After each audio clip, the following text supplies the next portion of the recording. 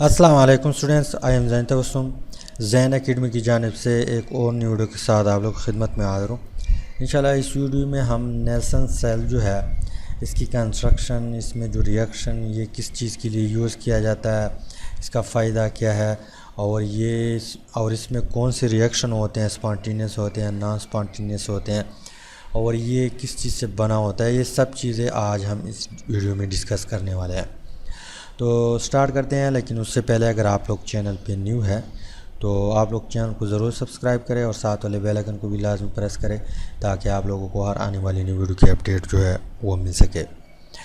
तो Nelson cell जो है बेसिकली इसको हम यूज़ करते हैं किस चीज़ के लिए, manufacture of sodium hydroxide from brine. अब यहाँ पे एक वर्ड्स आया ब्राइन। ब्राइन किस चीज़ को कहते हैं? ब्राइन हम उस चीज़ को कहते हैं कि जब सॉल्ट का एक्वस सोल्यूशन हम बना लेते हैं। सपोज़ हमारे पास यहाँ पे कंटेनर है, इसमें हम सोडियम हाइड्रोक्साइड भी डालते हैं और वाटर भी डालते हैं, तो इसको हम क्या कहते हैं? ब्राइन कहते हैं। तो ये सेल जो है यूज़ किया जाता है किस चीज़ के लिए? सोडियम हाइड्रोक्साइड को प्रोड्यूस करने के लिए। किस चीज़ से? ब्राइन से। मतलब ब्राइन से हम सोडियम हाइड्रोक्साइड जो है तैयार करते हैं इस नेल्सन सेल के थ्रू, इसके मदद से। ठीक, अब इसका जो स्ट्रक्चर है या इसका जो कंस्ट्रक्शन है वो किस तरह है? यहाँ पे हमारे पास एक टैंक है। ये हमारे पास क्या है? एक टैंक है। इसमें आप लोगों को एक यू शेप जो है, यू शेप इस तरह एक दूसरा बीकर नज़र आ रहा है जो स्टील, जिसको हम स्टील कंटेनर कहते हैं, जो स्टील से बना हुआ है और इसको हम यूज़ करते हैं एज ए कैथोड। ठीक, इसके अलावा यहाँ पे एक दूसरा, यहाँ पे जो रॉड आपको नज़र आ रहा है ये किस चीज़ से बना होता है? ग्रेफाइट से बना होता है और इसको हम यूज़ करते हैं एज ए नोट। ठीक, इसके ऊपर पॉजिटिव चार्ज होता है और जिसको हम एज ए कैथोड यूज़ करते हैं उसके ऊपर नेगेटिव चार्ज होता है। अब यहाँ पे ये यू शेप जो है इसमें छोटे छोटे सुराख होते हैं। ठीक, सुराख क्यों होते हैं ये हम आगे डिस्कस करते हैं कि क्यों होते हैं। अब यहाँ पे इसमें वाटर भी डाला जाता है और सोडियम क्लोराइड जो है वो भी डाला जाता है। मतलब एक एक्वस सोल्यूशन होता है किस चीज़ का? साल्ट का। जो ही हम डालते हैं यहाँ पे उस सोल्यूशन को, एक्वस सोल्यूशन जो है यहाँ पे मैंने लिखा भी है NaCl का एक्वस सोल्यूशन है ये।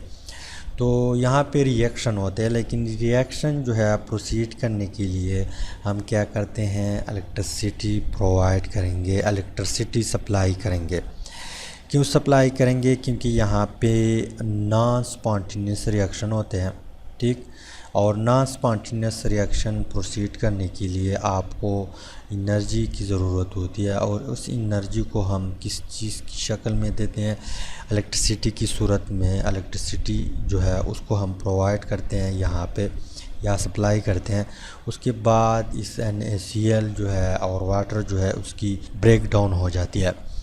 तो अगर यहाँ पे नॉन स्पॉन्टेनियस रिएक्शन होते हैं तो इसका मतलब ये है कि ये इलेक्ट्रोलाइटिक सेल का एक टाइप है नेल्सन सेल। क्यों? क्योंकि यहाँ पे नॉन स्पॉन्टेनियस रिएक्शन होते हैं और नॉन स्पॉन्टेनियस रिएक्शन जो है उसको हम इलेक्ट्रिसिटी जो है सप्लाई करते हैं, उसके बाद वो रिएक्शन कंप्लीट हो जाते हैं। ठीक, अब इसके बाद यहाँ पे जो नेक्स्ट स्टेप है इसमें रिएक्शन किस तरह होते हैं और सोडियम हाइड्रोक्साइड हम किस तरह ऑब्टेन करते हैं, इस प्रोसेस पे हम आते हैं। तो जो ही हम यहाँ पे इलेक्ट्रिसिटी सप्लाई करेंगे तो यहाँ पे एक किस्म का रिएक्शन होगा। किस तरह रिएक्शन होगा? हमारे पास रिएक्शन कुछ इस तरह होगा कि सोडियम जो है, 2 सोडियम हाइड्रोक्साइड हम लेते हैं, 2 सोडियम क्लोराइड, 2 सोडियम क्लोराइड है। जब हम यहाँ पे इलेक्ट्रिसिटी सप्लाई करते हैं तो इसकी ब्रेक डाउन हो जाती है। किस तरह ब्रेकअप इसकी होती है? यहाँ पे आपको 2 सोडियम आयन मिलेगा जिसके ऊपर पॉजिटिव चार्ज है जिसको हम कैटायन कहते हैं, प्लस आपको 2 क्लोरीन भी मिलेगा जिसके ऊपर नेगेटिव चार्ज है और इसको हम एनायन कहते हैं। इसको हम केटाइन कहते हैं, इसको हम एनाइन कहते हैं। ठीक, इसके बाद यहाँ पे वाटर जो है उसकी भी ब्रेकअप हो जाती है, मतलब स्प्लिटिंग हो जाती है इलेक्ट्रिसिटी जो ही हम प्रोवाइड करते हैं। तो 2H2O हम लेते हैं, तो वाटर की जब इलेक्ट्रोलाइसिस हो गई, उसकी स्प्लिटिंग हो गई, तो वो किस चीज़ में कन्वर्ट हो गई? 2 हाइड्रोजन आयन है जिसके ऊपर पॉजिटिव चार्ज है, जिसको हम केटाइन कहते हैं, और 2 हाइड्रोक्सिल आयन है जो OH आयन है, वो भी बन गए, हाइड्रोजन आयन भी बन गए। लेकिन यहाँ पे एक एरो है, यहाँ पे इस तरह डबल एरो है। इसका मतलब ये है कि ये वापस मिल के वाटर बना सकता है, और इसका मतलब ये है कि ये एक बार स्प्लिट हो गया तो बस स्प्लिट हो गया, वापस ये मिल के ये नहीं बना सकता। मतलब रिवर्सिबल रिएक्शन यहाँ पे पॉसिबल नहीं है, यहाँ पे रिवर्सिबल रिएक्शन पॉसिबल है। ठीक, अब यहाँ पे एक पॉइंट मुझसे मिस हुआ। यहाँ पे ये शीट जो है, सॉरी ये स्टील का कंटेनर जो है जिसके ऊपर, जिसमें पोर है, जिसमें सुराख है, इसको कोटेड किया जाता है एस्बेस्टस से। क्यों कोटेड किया जाता है? ताकि यहाँ पे ये कैथोड और एनोड जो है आपस में मिल ना सके। ठीक, ये पॉइंट आप लोगों ने नोट करना है। उसके बाद हम आते हैं अगले स्टेप। अगले स्टेप में क्या होता है, जो ये स्प्लिट अप हो जाते हैं, ये भी स्प्लिट अप हो जाता है, ये भी स्प्लिट अप हो जाता है। तो यहाँ पे हमें पता है कि कैथोड के ऊपर जो है नेगेटिव चार्ज है, एनोड के ऊपर पॉजिटिव चार्ज है। तो ये जब स्प्लिट अप हो जाता है तो ये अपने इलेक्ट्रोड की तरफ जो है माइग्रेशन स्टार्ट कर देता है। अपने रिस्पेक्टिव इलेक्ट्रोड का मतलब ये है कि क्लोरीन जाएगा किस चीज़ की तरफ? एनोड की तरफ जाएगा। यहाँ पे जो पॉजिटिव चार्ज है, इसके ऊपर नेगेटिव चार्ज है, इसके ऊपर पॉजिटिव चार्ज है, और अपोजिट चार्ज एक दूसरे को अट्रैक्ट करते हैं, तो इसी वजह से क्लोरीन इसकी तरफ भागेगा। इसके अलावा सोडियम जो है वो इसकी तरफ भागेगा, जो कैथोड है यहाँ पे जो आपको नज़र आ रहा है, इसकी तरफ भागेगा।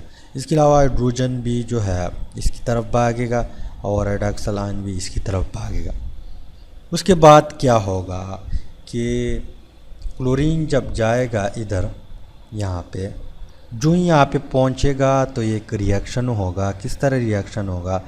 हमें क्या मिला था? 2Cl आयन जो है, मतलब क्लोरीन आयन, 2 क्लोरीन हमें मिले थे। ठीक, इसका मतलब ये है, इस चार्ज का मतलब कि हमारे पास एक क्लोरीन है, उसके वैलेंस शेल में 7 इलेक्ट्रॉन है, और इसने एक मज़ीद इलेक्ट्रॉन भी गेन किया हुआ है। सेम टू केस यहाँ पे एक दूसरा क्लोरीन है, इसके वैलेंस शेल में 7 इलेक्ट्रॉन है और एक गेन किया हुआ है। अब क्या होता है कि ये 2 इलेक्ट्रॉन, ये भी एक इलेक्ट्रॉन लूज़ कर देता है, ये भी एक इलेक्ट्रॉन लूज़ कर देता है। तो रिज़ल्ट में आपको क्या मिलेगा?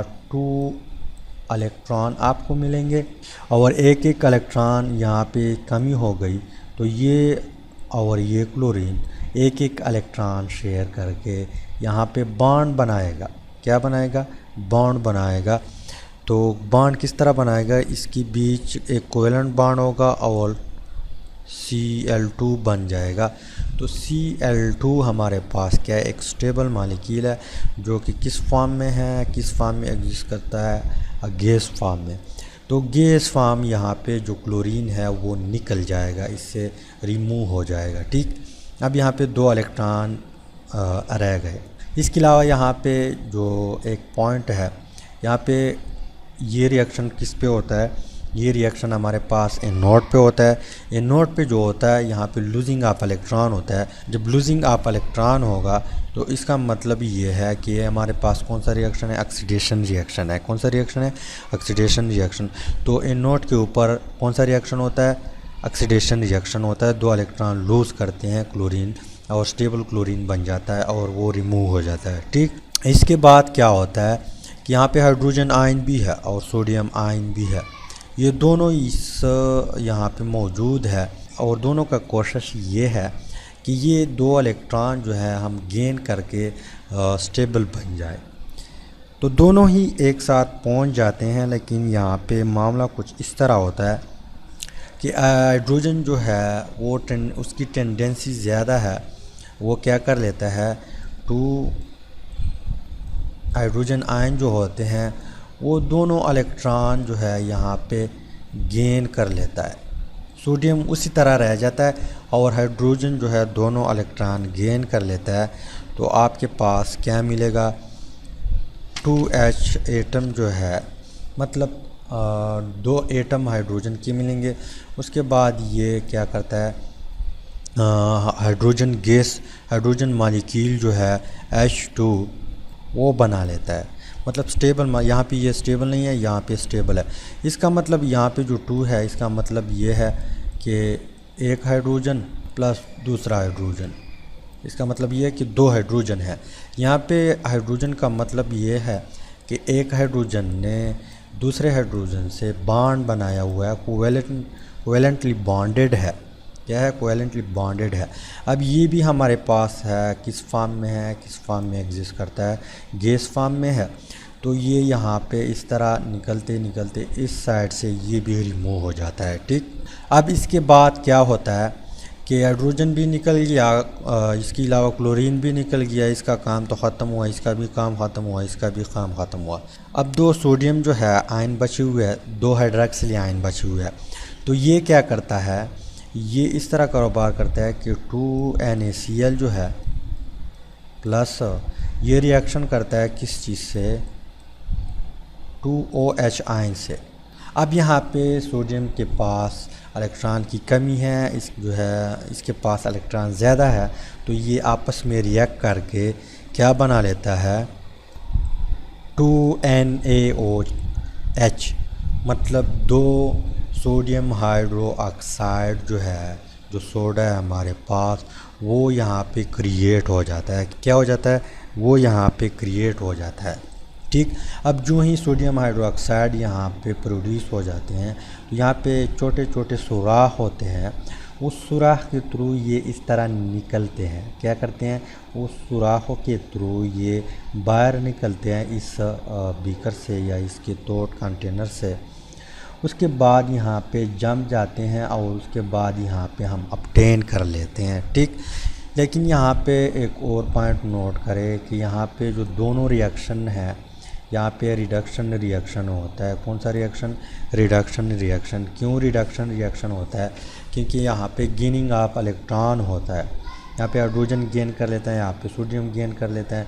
तो इसी वजह से यहाँ पे ये हमारे पास क्या है, कौन सा रिएक्शन है, रिडक्शन रिएक्शन है। और रिडक्शन रिएक्शन को हम इस तरह डिफाइन करते हैं, गेनिंग ऑफ इलेक्ट्रॉन इसका रिडक्शन और लूजिंग ऑफ इलेक्ट्रॉन इसका ऑक्सीडेशन। तो यहाँ पे ऑक्सीडेशन है, यहाँ पे रिडक्शन है। तो इसी तरह यहाँ पे इस सेल के थ्रू, जो नेल्सन सेल्स है, इसके थ्रू हम सोडियम हाइड्रो ऑक्साइड जो है उसको ऑब्टेन कर लेते हैं, मैन्युफैक्चर करते हैं सोडियम हाइड्रो ऑक्साइड को फ्रॉम किस चीज़ से, ब्राइन जो है उससे हम सोडियम हाइड्रो ऑक्साइड जो है तैयार करते हैं। किस चीज़ के थ्रू, किस चीज़ की मदद से, नेल्सन सेल की मदद से। तो उम्मीद है नेल्सन सेल्स और इसमें जो कारोबार होता है, जो रिएक्शन होते हैं और जिस चीज़ के लिए हम यूज़ करते हैं उसकी समझ आई होगी। अगर समझ आई है तो वीडियो को लाइक करें, शेयर करें और चैनल को ज़रूर सब्सक्राइब करें। Finally thanks for watching.